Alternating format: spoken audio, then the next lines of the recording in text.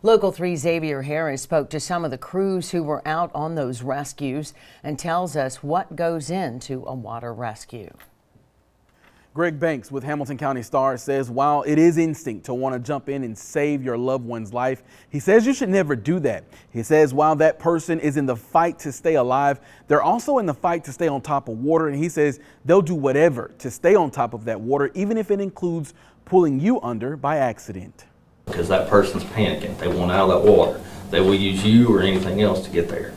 Greg Banks with Hamilton County Special Tactics and Rescue Services says as you're out on the water, you should never swim alone, because if you go under and don't resurface, it's a race against the clock the moment the 911 call is made. Usually after about the 10-15 minute mark around this area, there's not going to be a lot of hope. Banks says rescue crews will still continue the rescue until about an hour. Then it goes into recovery mode. And the only difference between a rescue and recovery is really the same thing that goes into it. It's just a little more methodical. Terry Knowles with the Chattanooga Fire Department says several hours of training is required to be a diver. So they have to tread water for 12 minutes. The last two with their hands above water.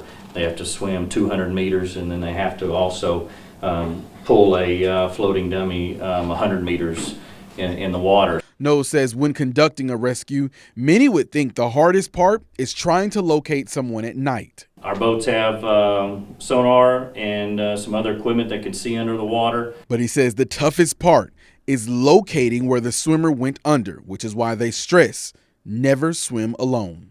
So they can pinpoint the place where somebody's having trouble or somebody went under.